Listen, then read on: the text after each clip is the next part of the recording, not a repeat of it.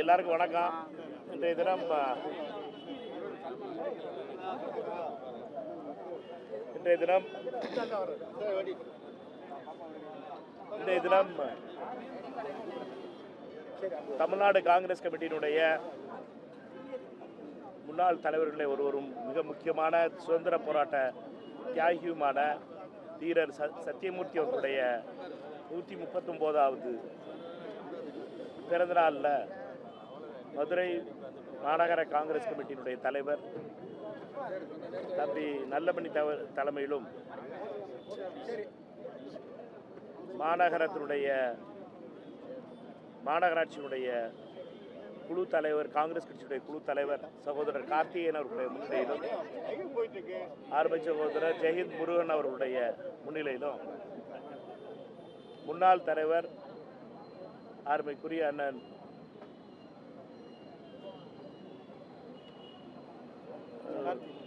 அன்னபூர்ணா தங்கராஜ் அவர்கள் முன்னிலையிலும், இதோடு தெற்கு மாவட்ட காங்கிரஸ் கமிட்டியுடைய தலைவர் சகோதரர் உலகநாதன் அவர்களோடும், வடக்கு மாவட்ட காங்கிரஸ் கமிட்டியுடைய தலைவர் நூர் முகமது அவர்களோடும் இன்றைக்கி மாலை அணிவித்து மரியாதை செலுத்துகிறோம். அதே போலவே காங்கிரஸ் கட்சியில் பிற கட்சிகளிலிருந்து 116 உறுப்பினர்களையும் காங்கிரஸ் கட்சியில் இணைத்திருக்கிறோம். தீரர் சத்தியமூர்த்தி அவர்களை பொறுத்தமட்டிலும் காங்கிரஸ் கட்சியுடைய மிக முக்கியமான தலைவர் ஒருவர். பெருந்தலைவர் காமராஜரை அடையாளம் காட்டி பெருந்தலைவர் காமராஜருடைய அரசியலுக்கு மிகப்பெரிய அளவிலே ஆதரவு தந்தும் அவரை வழிநடத்தியும் அவருடைய குருநாதராக திகழ்ந்தவர். அதனால்தான் பெருந்தலைவர் காமராஜர் அவர்கள் அவருடைய நினைவாக தமிழ்நாடு காங்கிரஸ் கமிட்டியுடைய தலைமை அலுவலகமாக இருக்கின்ற அலுவலகத்திற்கு சத்தியமூர்த்தி பவன் என்று பெயர் வைத்தார். அப்படிப்பட்ட ஒரு மனிதனுடைய பிறந்தநாளில் இன்றைக்கி காங்கிரஸ் இயக்கத்தில் புதிய உறுப்பினர்களை சேர்ப்பதில் மிக மகிழ்ச்சி. அதே போலவே இன்றைய நாள் என்பது மிக மிக முக்கியமான நாள். ஒரு கதர் சட்டை போட்ட காங்கிரஸ்காரர்கள் ஒவ்வொருவருக்கும் மிகவும் மகிழ்ச்சியான நாள். 59 ஆண்டுகளுக்கு பின்னால் தமிழ்நாட்டில் ஒரு காங்கிரஸ் கதர் சட்டை போட்ட அமைச்சர் மானிய கோரிக்கையில் அவர் பங்கு பெறுகின்ற மானிய கோரிக்கை என்று நடைபெறப் போகிறது. சுற்றுலாத்துறையினுடைய மானிய கோரிக்கை விவாதத்தில் அதை துவக்கி வைக்க இருக்கின்ற திரு ராஜேஷ்குமார் அவர்களுக்கு தமிழ்நாடு காங்கிரஸ் கமிட்டியுடைய சார்பாக வாழ்த்துக்களை தெரிவித்துக் கொள்கிறேன். தமிழகத்தை உலக சுற்றுலா தலங்களில் ஒன்றாக உயர்த்துவதற்கும் இந்தியாவிலே எப்படி கேரளமும் இமாச்சலமும் கோவாவும் சுற்றுலா தலங்களாக பல வகையிலே சுற்றுலாக்களை மையமாக வைத்து பல வகையிலே புதிய திட்டங்களை கொண்டு வந்திருக்கிறதோ, அதை போலவே தமிழ்நாட்டினுடைய சுற்றுலாத்துறையும் மேம்படுத்துவார் என்ற நம்பிக்கை எங்களுக்கு முழுமையாக இருக்கிறது. திரு ராஜேஷ்குமார் அவர்களுடைய அந்த வாய்ப்பை வழங்கிய தமிழ்நாடு முதலமைச்சர் சகோதரர் ஜோசப் விஜய் அவர்களுக்கும் எங்களுடைய பாராட்டுகளையும் தெரிவித்துக் கொள்கிறேன். தமிழ்நாடு தாவேகாவினுடைய தலைவர் திரு விஜய் அவர்களுடைய தலைமையில் நடக்கின்ற இந்த ஆட்சியில் தமிழ்நாடு காங்கிரஸ் கமிட்டியுடைய சார்பாக திரு ராஜேஷ்குமார் அவர்கள் அமைச்சராக இருப்பதும் திரு விஸ்வநாதன் அவர்கள் அமைச்சராக இருப்பதும் வரலாற்றிலே மிக முக்கியமான காலகட்டம். அதுவும் தீரர் சத்தியமூர்த்தி அவர்களுடைய பிறந்த நாளில் அவர் மானிய கோரிக்கையில் அவருடைய மானியம் வந்திருப்பது என்பது மிகவும் பாராட்டுக்குரியது. வரலாற்று சிறப்பு மிக்க நாள். இது எங்கள் அனைவருக்கும் மகிழ்ச்சியான நாள். காங்கிரஸ் இடம்பெற்றுள்ள அமைச்சரவையில் அவங்க நீங்க எல்லாரும் பிரதமரா ராகுல் தான் சொல்லிட்டு இருக்கீங்க, ராகுல் காந்தி சார் தான் சொல்லிட்டு இருக்கீங்க. ஆனா அவங்க அமைச்சர்கள் எல்லாருமே விஜய் அவர்கள் தான் வருங்கால பிரதமர், அடுத்த பிரதமர் அப்படின்னு சட்டசபையில பேசுறாங்க. இதை எப்படி பாக்குறீங்க? தொண்டர்கள் இப்போ வரும்போது என்னை கூட தான் ஒருத்தர் பிரதமரான மத்திய அமைச்சராக சொன்னார். அதுக்காக இதெல்லாம் சீரியஸாக எடுத்துக்கிற வேண்டியதில்லை. நீங்கள் காங்கிரஸ் கட்சியை பொறுத்த மட்டிலும் திரு ராகுல் காந்தி அவர்கள் தான் காங்கிரஸ் கட்சியுடைய முகம், எதிர்கட்சியுடைய முகம். தமிழகத்தில் இந்த கூட்டணியுடைய முகம் திரு விஜய் அவர்கள். அவர்களுடைய தலைமையில் ஒரு நல்லாட்சி அமைப்பதற்காக காங்கிரஸ் கட்சி முதல்ல ஆதரவு தந்தது காங்கிரஸ் கட்சி. அதனால் இப்படி தொண்டர்களுடைய கோஷங்களுக்கெல்லாம் பதில் சொல்ல ஆரம்பித்தோம்னா இன்றைக்கி ஃபுல்லாக சொல்லிக்கிட்டு இருக்கலாம். அதை விட முக்கியமானது இருக்குது. தொண்டர்கள் அமைச்சர்களே பேசி நான் தொண்டராக தான் நினைக்கிறேன். தமிழகத்தில் கடன் சுமை அதிகமாக இருக்கும்போது அனைத்து எம்எல்ஏக்களுக்கும் காரு உதவியாளர்கள்லாம் கொடுக்கறதுக்கு தமிழக முதல்வர் அறிவிப்பு கொடுக்குறாங்க. எப்படி நீங்கள் பார்க்குறீங்க? ஒரு ஊழல் செய்யக்கூடாத சட்டமன்ற உறுப்பினரை உருவாக்கணும், லஞ்சம் வாங்காத சட்டமன்ற உருவாக்கணும், இருக்க வைக்கணும். லஞ்சம் வாங்காமல் ஒரு சட்டமன்ற உறுப்பினரை இருக்க வைக்கணும், ஒரு கவுன்சிலரை லஞ்சம் வாங்காமல் இருக்கணும் அப்படின்னு சொன்னோம்னா அவர்களுக்கு தேவையான வசதிகளை செஞ்சு கொடுக்கணும். அவர்களுக்கு தேவையில்லாத வசதிகள் தேவையில்லை, அவர்களுக்கு தேவையான வசதிகளை செஞ்சு கொடுக்கணும். எப்படி நீங்கள் ரிப்போர்ட்டராக இருக்கிறதுனால உங்களுக்கு தேவையான வசதிகள் இருந்துச்சுன்னா நீங்கள் திறம்பட செயல்படுவீங்களோ அதை முதல்ல சட்டமன்ற உறுப்பினர்களாக இருந்தாலும் சரி, மாநகராட்சியினுடைய உறுப்பினர்களாக இருந்தாலும் சரி, உள்ளாட்சியினுடைய பிரதிநிதிகளாக இருந்தாலும் என்னை பொறுத்த மட்டும் அவர்களுக்கு அரசாங்கத்தினுடைய சம்பளம் அதிகமாக கொடுக்கணும், தேவையான சம்பளம் கொடுக்கணும். அப்போ தான் லஞ்சம் வாங்காமல் இருப்பாங்க, மண்ணில் காசு வாங்காமல் இருப்பாங்க, டாஸ்மார்க்கில் காசு வசூல் பண்ணாமல் இருப்பாங்க. அப்போ தான் மற்ற விஷயங்களில் ஈடுபடாமல் லஞ்சம் வாங்குகிற வேலையை விட்டுட்டு டிரான்ஸ்ஃபரு போஸ்டிங்க்கு லஞ்சம் வாங்காமலும், கல் மண்ணை விற்று வீடு கட்டாமலும், கட்சிக்காரங்களுக்கு செலவழிக்கணும்னு சொல்கிற பேரில் பண்ணாமலும் இருப்பதற்கு மிக முக்கியமானது அவர்களுக்கு உரிய சம்பளம் கொடுப்பது, உரிய வசதிகளை செய்து கொடுப்பது. அப்படி அந்த வகையில் உரிய வசதிகளை தமிழக அரசு செஞ்சு கொடுத்துருந்துச்சுன்னா என்னை பொறுத்த மட்டும் அது வரவேற்கத்தக்கது. அதில் குறை கண்டோம்னா அதே நிப்பாட்டிட்டாங்கன்னா அப்புறம் கட்டிங் போட ஆரம்பிச்சிட்டாங்கன்னா பழையபடி என்ன மாடல்லாம் நடந்துச்சோ அதே மாடலில் திருப்பி ரிப்பீட் ஆகி போயிடும். நீங்கள் அதனால் பழைய மாடலை ரிப்பீட் பண்ணக்கூடாதுன்னு நினச்சிங்கன்னா புது வகையில் புது துவக்கம்னா அதற்குள்ள வசதிகளை செஞ்சு கொடுக்க வேண்டியது ரொம்ப அவசியம். இப்போ சார் பூரண மதுவிலக்குக்கு உங்களுடைய நிலைப்பாடு என்ன? தமிழ்நாட்டில் பூரண மதுவிலக்குக்கு காங்கிரஸுடைய நிலைப்பாடு என்ன? நீங்கள் அதில் பங்கு பெற்றிருக்கீங்க. பூரண மதுவிலக்குங்கிறது ஒரு லட்சிய கனவு. ஆனால் யதார்த்தத்தை பார்த்தோம்னா காங்கிரஸ் ஆளுகின்ற மாநிலங்களில் கூட பூரண மதுவிலக்குங்கிறத அமல்படுத்த முடியலை. அதனால் பூரண மதுவிலக்குங்கிறது ஒரு லட்சிய கனவு. ஆனால் சாராய கடையையும் டாஸ்மார்க் கடையும் கல்லுக்கடையும் திறந்த பணிங்கிறது எங்களுடைய பணி கிடையாது. அது பண்ண புண்ணியவாதிகள்லாம் வேற ஆளுங்க. அதனால் எங்களை பொறுத்த மட்டும் அரசாங்கத்திற்கு இப்போ இருக்க யதார்த்தமான சூழ்நிலையில் அரசாங்கம் கள்ளச்சாராயத்தை அனுமதிக்கக்கூடாது, டாஸ்மார்க்கில் டூப்ளிகேட் சரக்கு ஓட்டக்கூடாது, அமைச்சருடைய சப்போர்ட்டோட டாஸ்மார்க்கு வருமானம் வராத ஒரு தனி ஒரு நிழல் உலகம் நடக்கக்கூடாது அப்படிங்கிறது தான் எங்களுடைய கோரிக்கை.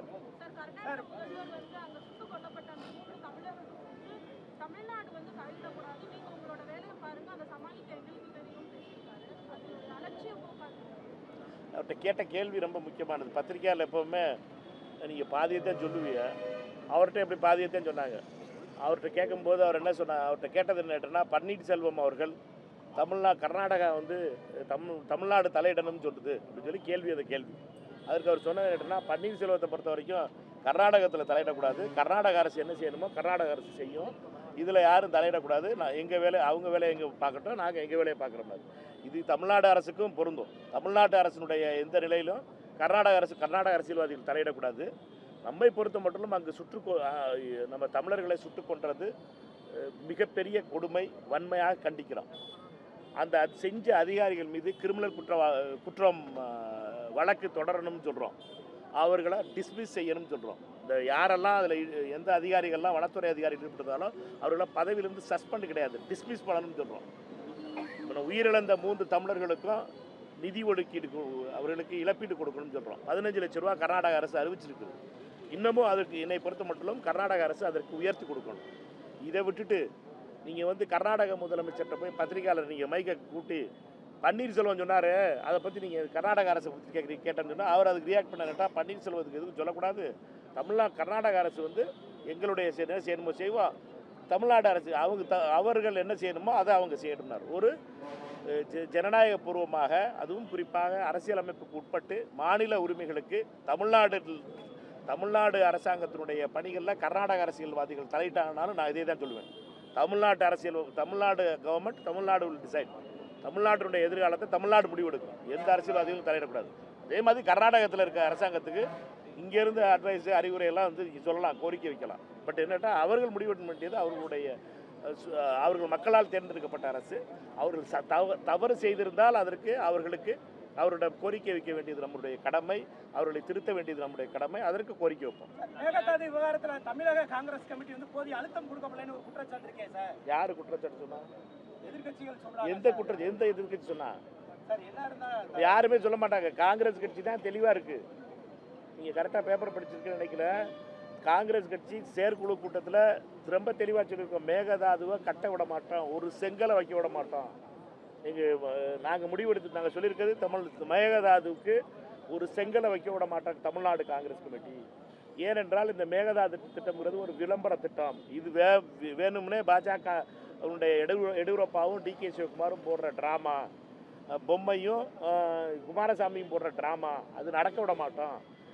மாநில அரசு, மத்திய அரசு, மோடி அரசு இதற்கு உதவி செய்யாமல் இது நடக்காது. மோடி அரசு இதற்கு உதவி செய்யக்கூடாது. மோடி அரசுக்கு பல்லாக்கு தூக்குற அமித்ஷா அதிமுகவும் அன்புமணியினுடைய பாமகவும் இதற்கு துரோகம் செய்யாமல் இருக்கணும். மோதிகிட்ட போய் சொல்லணும். மோடி அனுமதிக்கலைன்னா மேகதாது வராது. எங்களை பொறுத்த மட்டும் தமிழ்நாடு காங்கிரஸ் கமிட்டி மேகதாது வரவிடாததுக்கு என்னென்ன செய்யணுமோ அதெல்லாம் செய்வோம். நாங்கள் ரொம்ப தெளிவாக சொல்லியிருக்கோம், தீர்மானம் போட்டிருக்கோம். இப்போ 1.5 மாதமாக அதுதான் பேசிக்கிட்டு இருக்கோம். எங்களை பொறுத்த மட்டும் ரொம்ப முக்கியமானது, இப்போ இருக்க முக்கியமானதுங்கிறது தண்ணீர் திறப்பி விடுறது. சம்பா போயிடுச்சு, குருவையும் போயிடக்கூடாது, தண்ணி திறந்து விடணும். கர்நாடக அரசு நடுவர் நீதிமன்றத்தினால் அமைக்கப்பட்ட ஆணையத்தினுடைய அதனுடைய தீர்ப்புகளை அமல்படுத்தாத கர்நாடக அரசை வன்மையாக கண்டிக்கிறோம். கர்நாடகத்தினுடைய அரசு தண்ணீர் திறந்து விட்டால் அதை எதிர்க்கிற பாஜக எம்பி முன்னாள் முதலமைச்சர் பொம்மை அவர்களை வன்மையாக கண்டிக்கிறோம். அவரை கண்டிக்க துப்பில்லாத நம்முடைய தமிழ்நாட்டினுடைய பாஜக தலைவர்களை வன்மையாக கண்டிக்கிறோம். இவர்கள் பொம்மையை கண்டிக்கணும். தண்ணி திறந்து நீ உச்சநீதிமன்றம் சொல்கிற தீர்ப்புக்கு ஏற்றபடி தண்ணி திறந்து விட்டுட்டு இருக்காங்க. தண்ணி திறந்து விட்டால் அதை பாஜகக்காரன் போய் தண்ணி திறக்கக்கூடாது கர்நாடகாக்குன்னு சொல்கிறது எந்த விதத்தில்? அதுக்கு கர்நாடக அரசியல்வாதிகளுக்கு, பாஜகக்காரர்களுக்கு நயினார் நாகேந்திரன் அவர்களும் எங்கள் அக்கா டாக்டர் தமிழிசை அவர்களும் சொல்லணும், தண்ணி திறந்து விடுறத நீங்கள் நிறுத்தக்கூடாது. பொம்மை அவர்களே வாயை முடிக்கிட்டு இருக்கேன். நான் டிகே சிவகுமாரை சொல்கிறேன்ல, டிகே சிவகுமாரை பொறுத்த மட்டும் தமிழகத்திற்கு விரோதமாக நடக்கக்கூடாது.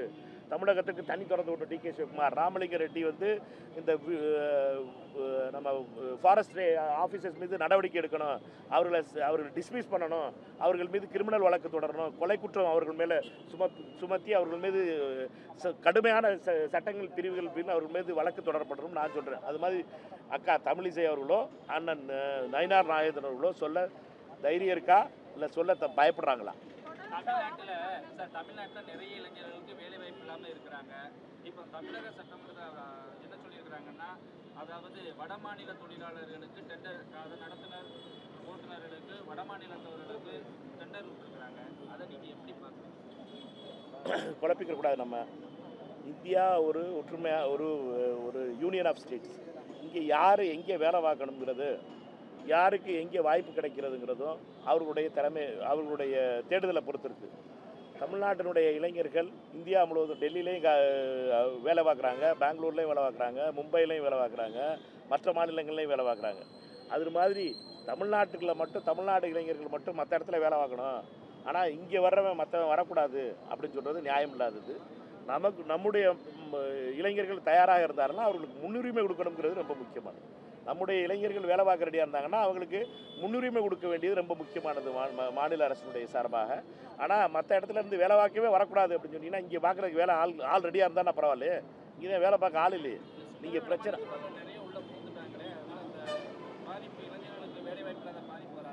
இங்கே வேலை எந்த வேலை கேட்டீங்கன்னாலும் சரி, நீங்கள் படிக்கிற வேலை உடல் உழைப்பால் செய்ய வேண்டிய, படித்த இன்ஜினியருக்கு வேலை கிடைக்க மாட்டேது. சரியா? படித்த இன்ஜினியர்களுக்கு வேலை கிடைக்க மாட்டேது, படித்த நம்ம பசங்களுக்கு வேலை கிடைக்க மாட்டேது. அவர்கள் படித்த படிப்புக்கேற்ற வேலைகளை உருவாக்கணுமே ஒழிய நம்மை பொறுத்த மட்டும் மற்ற டிரைவர் வேலைக்கோ இதுக்கோ ஆள் தேடுறதுக்கு வர்றது அரசாங்கத்தினுடைய எங்கே வேணாலும் யார் வேணாலும் பயணித்து வேலை பார்க்கலாம். அதில் நம்ம தடைகளை போட ஆரம்பித்தோம்னா மற்ற மாநிலங்களும் அதே மாதிரி பேச ஆரம்பித்தாங்கன்னா நம்ம இளைஞர்களுக்கு வாய்ப்பு கிடைக்கிறதுக்கு எங்கே போகும்? இது ஒரு இந்திய நாடுங்கிறது ஒரே நாடு. இது நம்ம தனி நாடு கிடையாது. பேசுகிற பேச்சாலாம் நம்ம என்னன்னா தனிநாடு மாதிரியே பேசிக்கிட்டு இருந்தோம்னா நம்ம எங்கேயோ போகிறோம். நம்மளுடைய இளைஞர்கள் பெங்களூரில் வேலை பார்க்குறான், கொச்சியில் வேலை பார்க்குறான், ஹைதராபாத்தில் வேலை பார்க்குறான், பாம்பேயில் வேலை பார்க்குறேன், டெல்லியில் வேலை பார்க்குறேன். எல்லா இடத்துலையும் தான் தமிழ்நாடுக்காரர் இருக்காங்க. எல்லா இடத்துலையும் தானே நீங்கள் எங்கே பார்த்தீங்கன்னாலும் சரி தமிழர்கள் வேலை பார்க்குறாங்க. பெருமையாக இருக்குது. அதை கெடுக்கிற வேலையை நம்ம பார்த்துடக்கூடாது. தாவேகா கூட கூட்டணி இருக்க கட்சிகள்லாம் ஒன்றாக இணைஞ்சு கூட ஒரு பேச்சுவார்த்தை நடத்திய மாமல்லபுரம். அப்போ அந்த கட்சி ஒரு அமைப்பு ஒரு பேர் உருவாக்கணும்னு சொல்லி ஒரு கோரிக்கையெல்லாம் இருக்குது. இப்போ எந்த ஸ்டேஜில் இருக்கிறது? எதுவும் பேரே வச்சுட்டீங்களா நினைக்கிறேன்? பேர் வச்சா தனியாக தானே வச்சுருக்கீங்க, கூட்டணியாக தானே இருக்குது. ஏதாவது ஜனநாயகம் அது மாதிரி ஏதாவது நேம் ஃபார்ம் ஆயிருக்கா? கூட்டணி அதாவது தாவேகாவினுடைய தலைமையில் 6 கட்சிகள் சேர்ந்து கூட்டணி அமைச்சு அரசாங்கத்தை சில கட்சிகள் 4 கட்சிகள் அமைச்சரவையில் இருக்கும். காங்கிரஸ் கட்சி, முஸ்லீம் லீக், விடுதலை சிறுத்தைகள் 3 கட்சிகளும் அமைச்சரவையில் இருக்குது. 2 கட்சிகள் வெளியிலிருந்து ஆதரவு தெரிவிக்குது. இல்லை கேட்டுக்கிறங்க, முடிக்க விடுங்க. சிபிஎம் சிபிஐ வெளியிலிருந்து ஆதரவு தருது. வைகோ அவர்கள் வந்திருக்காரு, ஆனால் அவர்களுக்கு எம்எல்ஏ கிடையாது, எம்பி இருக்கார். அவருக்கு இந்தியா கூட்டணியில் இருக்கான். டெல்லியில் இருக்க 20 எம்பிக்களுடைய இந்தியா கூட்டணின்னு ஒன்று இருக்குது. அந்த இந்தியா தமிழ்நாட்டிலேருந்து போன இந்தியா கூட்டணியில் நாங்கள் இந்தியா கூட்டணி கூட்டத்தை வாரம் நடத்திட்டு வர்றோம். 20 பேர் கொண்ட நாடாளுமன்ற உறுப்பினர்கள். திமுக அதிலிருந்து விலகி போயிட்டாங்க. அதனால் அவர்களை பொறுத்த மட்டும் இந்தியா கூட்டணியில் கலந்துக்கிறது கிடையாது. எங்களை பொறுத்த மட்டும் தாவேகா அவருடைய தலைமையில் ஒரு கூட்டணி உருவாவதற்கான பேச்சுவார்த்தை நடைபெற்றது. அதில் கடந்த ஜூலை மாதம் நினைக்கிறேன், ஜூலை மாதம் ஃபஸ்ட் வீக் நினைக்கிறேன். அப்போ நடக்கும்போது தமிழக முதலமைச்சர் ஒரு பேர் வைக்கணும், நம்ம அதை பற்றி முதல் கட்ட பேச்சுவார்த்தை நடந்தது. அடுத்த கூட்டம் நடக்கிறதுக்கு முன்னாடி பார்லிமெண்ட் வந்துருச்சு, அதுக்கடுத்து அசம்பிளி வந்துருச்சு.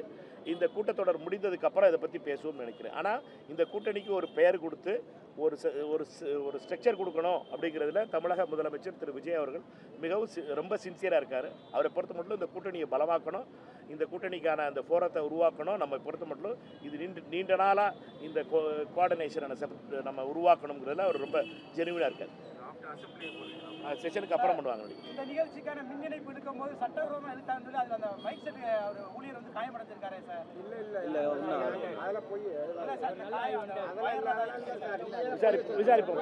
விசாரிப்போம்.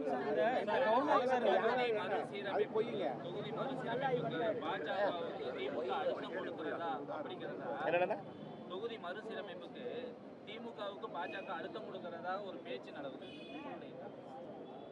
என் கருத்து சொன்னா தப்பாக இருக்கும். எங்கள் கட்சியோட கருத்தை சொல்லிடுறேன்.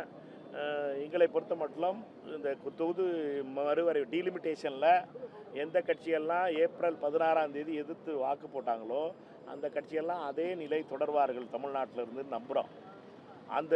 நாங்கள் நம்புகிறோம். அதை பொறுத்து எங்களை பொறுத்த மட்டும் அதில் எதுவும் மாற்றம் வராதுன்னு நம்புகிறோம்.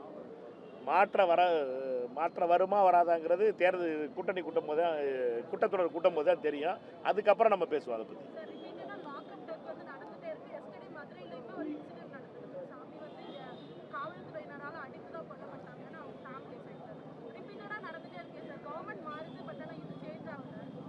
இது ரொம்ப இட்ஸ் அ சிஸ்டமேட்டிக் ஒரு ப்ராப்ளம் இன் தமிழ்நாடு.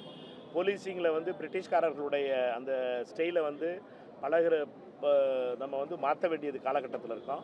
இதற்கு போலீஸ் ரிஃபார்ம் ரொம்ப முக்கியமானது. இதில் தமிழக முதலமைச்சர் போலீஸ் துறையை கையாளுறாங்க. அவரை பொறுத்த மட்டும் திருப்போணத்தில் போலீஸ் டெத் நடக்கும்போது, கஸ்டோடியல் டெத் நடக்கும்போது சரி, அதற்காக மானாமரில் திருப்போணத்தில் நடக்கும்போது அதற்காக வந்து பார்த்தார் திரு விஜய் அவர்கள் அப்பொழுது. அதனால் அவரை பொறுத்த வரைக்கும் இந்த சென்சிட்டிவிட்டி புரியுது அவருக்கு. அவங்களை பொறுத்த மட்டும் இதை ரிஃபார்ம் பண்ணி இது ஒரு பெரிய ஸ்ட்ரக்சரல் ப்ராப்ளம். இது போலீஸிங்களுடைய எதுவும் போலீஸ் கான்ஸ்டபிள்ஸும் ஆஃபீஸர்ஸும் கீழ் லெவல் ஆஃபீஸர்ஸும் பண்ணுறது அவர்கள் மீது சீரியஸான நடவடிக்கை எடுப்பாங்க. பட் இதில் ரிஃபார்ம் பண்ணி இந்த மாடலை வந்து நம்ம வந்து மாற்ற வேண்டியது, போலீஸ் மேலே இருக்க வேலைப்பளுவையும் குறைக்க வேண்டியது ரொம்ப முக்கியமாக இருக்குது. இன்வெஸ்டிகேஷனை பொறுத்த வரைக்கும் பந்தோபஸ்ட்லையும் அவர்களை மற்ற இதுலையும் போட்டு இழுக்கிறதுனால தான், போலீஸினுடைய எண்ணிக்கை குறைவாக இருக்கிறதுனால தான் இப்படி அவங்களுக்கு மென்டல் டென்ஷனில் தான் இது மாதிரி வயலண்ட் ஆக்டிவிட்டியை பண்ணுறாங்க. என்னை பொறுத்த மட்டும் இது நீண்ட பெரிய ஒரு விவாதத்துக்கு உட்பட வேண்டியது.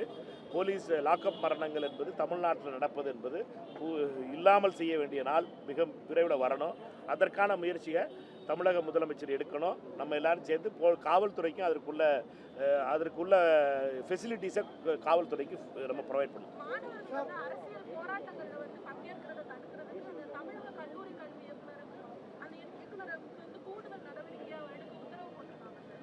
எப்போ சர்க்குலர் பண்ணுறாங்க?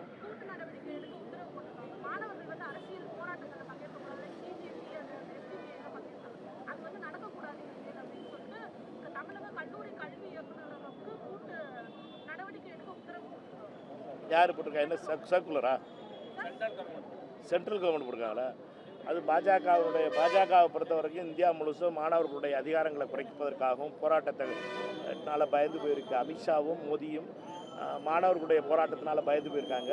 சிஜே டெல்லியில் நடந்த போராட்டமாக இருந்தாலும் சரி, மற்ற போராட்டங்களாக இருந்தாலும் சரி, இதை நாங்கள் எதிர்க்கிறோம்.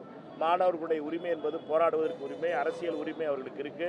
மாணவர்கள் போராட்டம் என்பதும் இப்போ ஜார்க்கண்டில் எப்படி ராஞ்சியில் நடந்துச்சோ அவரோட பேச்சுவார்த்தை நடத்தி தான் முடிக்கணுங்கிறது எங்களுடைய கருத்து. மாணவர்கள் ஜனநாயகபூர்வமாக போராடுவதை நாங்கள் ஆதரிக்கிறோம். நீங்கள் 2 பேருமே கேள்வி எடுக்கிறதுனா என்ன அர்த்தம்? திண்டுக்கல் மாவட்டம் உச்சிலேம்பரம் ஏரியாவில் வந்து தாசில்தார் வந்து கம்யூனிஸ்ட் கட்சி பேர்லாம் விவோ வரைக்கும் கண்டிக்கத்தக்கது. இப்போ சற்று நேரத்துக்கு முன்னாடி நான் எம்பி திண்டுக்கல் எம்பி அவர்கிட்ட பேசினேன், மதுரை எம்பி அவர்கிட்ட பேசிக்கிட்டு இருந்தேன். அவர்கள் அந்த தாசில்தார் ஐயாசாமி அவர்கள் வந்து மாற்றம் செஞ்சுருக்காங்க தமிழக அரசு. கலெக்டர் வந்து அதை வந்து டிஆர்ஓ ட்ரான்ஸ்ஃபர் பண்ணி சென்னைக்கு மாற்றிருக்காங்க. அவர் மேலே துறை சார்ந்த நடவடிக்கை எடுக்கணும். இப்படி தாசில்தார்கள் வந்து அரசியல் கட்சிகளில் வந்து பிரிட்டிஷ்காரன் ஸ்டைலில் நடத்துறது வந்து வன்மையாக கண்டிக்கிறோம். இந்திய கம்யூனிஸ்ட் கட்சியும் மார்க்சிஸ்ட் கம்யூனிஸ்ட் கட்சியும் உழைக்கின்ற மக்களுக்காக போராடுகின்ற இயக்கங்கள். அவர்கள் போராட்டம் அறிவித்ததுக்காக தாசில்தார் வந்து நான் வந்து ஒவ்வொரு ஆள் டீட்டெயிலும் எடுப்பேன் அப்படின்னு சொல்லி மிரட்டுறது வந்து பிரிட்டிஷ்காரன்ட்ட வேலை பார்த்த தாசில்தார் மாதிரி பிஹேவ் பண்ணுறாரு. அந்த தாசில்தார் மேலே கடுமையான நடவடிக்கை எடுக்கணும். அவரை வந்து ட்ரான்ஸ்ஃபர் பண்ணியிருக்காங்க. ட்ரான்ஸ்ஃபரோடு விடக்கூடாது. அவர் துறை சார்ந்த நடவடிக்கை எடுக்கணும். இது மாதிரி ரிப்பீட் ஆகாமல் பார்த்துக்கிற வேண்டியது வருவாய்த்துறையினுடைய கடமை. கவர்மெண்ட் ஃபார்ம் பண்ணி 100 days தாண்டிடுச்சு சார். ஆனால் எந்த ஒரு பிரச்சனை நடந்தாலுமே வந்து தான் அக்கௌண்டபிலிட்டி எடுக்க மாட்டாங்க. எதுக்கு எடுத்தாலும் திமுக தான் குறை சொல்கிறாங்க. ஒரு குற்றச்சாட்டு இருக்காது. இல்லை, இது எப்போவுமே ஒரு சிஸ்டம் சேஞ்ச் பண்ணும்போது நடக்கிற ஒரு யூஸ்வலான பேட்டர்ன். அது எந்த ஒரு சிஸ்டம் ஒரு புது அரசு வந்த உடனே பழைய அரசு ஒரு வருஷத்துக்கு இந்த ஓடும். ஒரு வருஷத்துக்கு இப்போ பாஜகலாம் பார்த்தீங்கன்னா 12 வருஷம் ஆனாலும் நேரு தான் காரணம்னு இருக்காங்க. அதனால் என்னன்னா இது நம்ம ஒரு சிஸ்டமேட்டிக் ஒரு பிரச்சனை. இது கொஞ்ச நாளில் சரியாயிரும்னு நினைக்கிறேன். இது கொஞ்ச நாள் பொறுமையாக இருங்க. எல்லாத்துக்கும் நீங்கள் கேள்வி கேட்டுக்கிட்டே இருங்க. கொஞ்ச நாளில் பதில் டோன் மாறும்னு நினைக்கிறேன். மாணவர் மத்தியில் போதைப்பொருள் அதிகமாக இருக்குது. சமீபத்தில் கோவையில் கல்லூரி மாணவன் அடித்து கொலை, இந்த மாதிரியான கொலைகள்லாம் நடந்துருக்கு. காங்கிரஸ் சார்பில் நீங்கள் எங்களை பொறுத்த மட்டும் போதை இல்லாத தமிழ்நாடு உருவாகுவதற்கு திரு விஜய் அவர்கள் எடுத்திருக்கிற நடவடிக்கைகளுக்கு முழுமையாக ஆதரவு தர்றோம். தமிழ்நாட்டில் போதைப் பொருட்களும் சாதாரணமாக பள்ளிகளில் கிடைப்பதும், அதுவும் ரூரல், மதுரையை விடுங்க, ரூரலில் இருக்க பள்ளிகளில் கூட அது கிடைக்க ஆரம்பிச்சிருச்சு வேறு விதமாக. அது எல்லாத்தையும் தடுக்க வேண்டியது புறையோடி கிடக்கின்ற இந்த கொடுமையை க்ளீன் பண்ணுறதுக்கு டைம் எடுக்கும். தமிழக முதலமைச்சர் அதற்கான சரியான ஸ்டெப்ஸை எடுத்திருக்காரு. அதற்கு நாம் அனைவரும் உதவி செய்யணும். எதிர்க்கட்சி தலைவரும் உதவி செய்யணும். எல்லாரும் சேர்ந்து தான் அதை மாற்ற முடியும். நம்முடைய குழந்தைகளை போதையிலிருந்து காப்பது நம்முடைய கடமை. இதற்கு எல்லாரும் சேர்ந்து இது பண்ணணும். கேரளாவில் இதே மாதிரி ட்ரக் ஃப்ரீ கேரளாங்கிற ஒரு கேம்பெயினை உருவாக்கியிருக்காங்க. கர்நாடகாவும் அதற்கான கேம்பெயின் உருவாக்கியிருக்கு. இந்த 3 மாநிலங்களும் தெலுங்கானாவும் இதில் சேரணும். தெலுங்கானாவும் சேர்ந்து ஆந்திராவும் சேர்ந்து இது மொத்தமாக இந்த மாநிலங்கள் எல்லாரும் மாநிலங்கள் எல்லாரும் சேர்ந்து ட்ரக்குக்கு எதிரான ஒரு போரை நடத்தணும். ஏன்னாட்டா நம்முடைய குழந்தைகளுடைய வருங்காலம் மிக மிக முக்கியமானது. இந்த ட்ரக்கிஸ்ட் ஆகிட்டாங்கன்னா பெரிய விதத்தில் இந்தியா தென் தமிழ்நாடு பாதிக்கப்படும். தமிழ்நாட்டை இதை காக்க வேண்டியது நம்முடைய கடமையாக இருந்தாலும் லோக்கலில் நம்ம எல்லோரும் சேர்ந்து இந்த மதுரையாக இருந்தாலும் சரி, மற்ற இடங்களாக இருந்தாலும் சரி, விருதுநகராக இருந்தாலும் சரி, காக்க வேண்டியது நம்ம எல்லாருடைய கடமை. போதை இல்லாத தமிழ்நாடு உருவாவதற்கு அனைவரும் சேர்ந்து உழைப்போம். காங்கிரஸ் பேர் இயக்கம், ஆனால் ஒவ்வொரு ஊர்லேயும் 3-4 பிரிவாக பிரிஞ்சு கிடக்குது. நீங்கள் மாநில தலைவராக வந்திருக்கீங்க, ஒருங்கிணைக்க என்னென்ன மாதிரியான முன்னெடுப்பு எடுக்க போகிறீங்க? காங்கிரஸில் 0 கோஷ்டி, ஒரே கோஷ்டி தான் காங்கிரஸில். ஒரே கோஷ்டி தான் காங்கிரஸில் இருக்குது. அது ராகுல் காந்தி கோஷ்டி. ராகுல் காந்தி மட்டும்தான் காங்கிரஸுடைய தலைவர். ராகுல் காந்தி தான் எல்லாமே. அந்த பழைய கணக்கில் நீங்கள் பேசிக்கிட்டு இருக்கீங்க, அந்த கொஸ்டின் டெலீட் பண்ணியாச்சு. இப்போ எல்லோரும் ராகுல் காந்தி தான் இந்தியாவுடைய பிரதமராக வரணுங்கிற ஒரே லட்சியத்தோடு வேலை பார்த்துக்கிட்டு இருக்கோம். 83வது சுதந்திர தின விழாவில் கொடியேற்ற போகிறது ராகுல் காந்தியாக இருக்கணும். அது மட்டும்தான் எங்களுடைய லட்சியம். அதற்காகத்தான் எல்லோரும் சேர்ந்து வேலை பார்க்குறோம். கோஷ்டிகள் இல்லாத காங்கிரஸ் ஆயிடுச்சு. காங்கிரஸை பொறுத்த மட்டும் இளைஞர்களுக்கு வாய்ப்பு கொடுக்கின்ற அதே நேரத்தில் ஒரு நேர்மையான அமைச்சர்களை கொண்ட கட்சியாக இருக்குது. சரியா? ரைட் சொல்வா. பட்டாசு தொழிலில் நிறைய சிறிய பட்டாசு ஆலைகள் ஆய்வு பேரில் மூடுறதுனால சொல்லி தொடர்ந்து போராட்டங்கள் நடக்குது. இது என்ன அதை ரெக்டிஃபை பண்ணுறது எதுவும் சொல்லியிருக்கீங்களா? 145 பட்டாசு ஆலைகள் கடந்த ஒரு ஒரு ஒரு ஒரு வாரத்துக்கு முன்னாடி வரைக்கும் மூடப்பட்டிருந்துச்சு. இப்போ 134 ஆலைகளை முந்தா நாள் 3 நாளைக்கு முன்னாடி திறக்க வச்சுட்டாங்க. அதனால் என்னன்னா சிறு சிறு இன்ஸ்பெக்ஷன்னு போய் அதிகாரிகள் வந்து 3 விதமான லைசன்ஸ் இருக்குது விருதுநகரில். ஒன்று டிஆர்ஓ லைசன்ஸு, ஒன்று சென்னை லைசன்ஸு, ஒன்று நாக்பூர் லைசன்ஸ். டிஆர்ஓ லைசன்ஸும் சென்னை லைசன்ஸ்லையும் சென்னை லைசன்ஸும் நாக்பூர் லைசன்ஸும் சென்ட்ரல் கவர்மெண்ட்டோட கையில் வர்றது, டிஆர்ஓ லைசன்ஸு ஸ்டேட் கவர்மெண்ட்டோட கையில் வர்றது. அந்த டிஆர்ஓ லைசன்ஸ்லையும் சென்னை லைசன்ஸ்லையும் மூடப்பட்ட 134 ஃபேக்ட்ரிஸை திறந்துட்டாங்க 2 நாளைக்கு முன்னாடி. அதனால் இப்பொழுது எல்லாம் சரியாக நடக்கும்னு நம்புகிறேன். அதிகாரிகளும் அந்த ஓனர்ஸும் தொழிலாளர்களுடைய பாதுகாப்பு ரொம்ப முக்கியம். பட்டாசு தொழில் ரொம்ப முக்கியமானது. அதே நேரத்தில் நம்முடைய அதிகாரிகளும் பொறுப்போடு நடந்துக்கணும். இந்த மூவரும் சேர்ந்து தான் இந்த பட்டாசு தொழிலை காப்பாற்ற முடியும். இந்த வருஷம் மழை பெய்யாத வருஷமாக தெரியுது. தண்ணி பிரச்சனை நிறையா இருக்குது. வேலை வாய்ப்புகள் குறைஞ்சிருக்க காலத்தில் விருதுநகர் மாவட்டத்தில் பட்டாசை நம்பி இருக்கிற இந்த குடும்பங்களுக்கு அவருடைய பாதுகாப்பு ரொம்ப முக்கியம், பட்டாசு ரொம்ப முக்கியங்கிற கவனத்தோடு இந்த மூவரும் சேர்ந்து பயணிப்பார்கள் என்ற நம்பிக்கை எனக்கு முழுமையாக இருக்குது. கலெக்டர் மாவட்ட ஆட்சியர்கிட்டமும் அதுக்காக பேசியிருக்கேன். அந்த தொழில் செய்கிறவங்கள்ட்டையும் தொழிலாளர் நண்பர்கள்ட்டையும் பேசியிருக்கோம். எல்லாரும் சேர்ந்து தான் அதை சரி செய்ய முடியும். நெருக்கடி அதிகமாக இருக்குன்றாங்க. ஆய்வுக்கு போயிட்டு சைன் பண்ணி க்ளோஸ் பண்ணிட்டு ஒரு வீட்டில் திறக்க வேண்டியது 2 மாதம் திறக்க மாட்டாங்க. அதை தான் இப்போ திறந்துட்டாங்கல்ல, 134 ஃப்ரீ பண்ணி விட்டாங்க. அது கொஞ்சம் டிலே ஆகிருக்கு. அதை வந்து சரி பண்ணணும். வயலேஷன்ஸ் இல்லாமல் பார்த்துக்கணும். வயலேஷன்ஸ் இருந்தாலும் உயிர் பத்திரிகையாளர் நீங்கள் தான் போய் மைக்க பிடிச்சிட்டாங்க நின்று டப்பக்குன்னு குண்டு வெடிப்பு சிவகாசியில் குண்டு வெடித்தது 3 பேர் மரணம் சொன்னோடனே உயிர் எல்லாருக்கும் பதக்கணும் ஆயிடுது. அதனால் இந்த வெடி விபத்து இல்லாத சிவகாசியை உருவாக்குறதும் இந்த பட்டாசு தொழிலை பாதுகாப்பான தொழிலாக வச்சுக்கிறது ரொம்ப முக்கியம். அதே நேரத்தில் பட்டாசினுடைய தொழிலாளர்களுக்கு பாதுகாப்பு, பட்டாசு தொழில் வளர்வதும் ரொம்ப முக்கியமானது. இதற்கு அதிகாரிகளுடைய பங்களிப்புங்கிறது ரொம்ப முக்கியமானது. இதில் லஞ்சம் ஊழல் இல்லாமல் பார்த்துக்கிற வேண்டியது ரொம்ப முக்கியமானது. அதே நேரத்தில் பட்டாசு தொழிலை பாதுகாப்பாகவும் வச்சுக்கிற வேண்டியது ரொம்ப முக்கியமானது. ரைட்டா?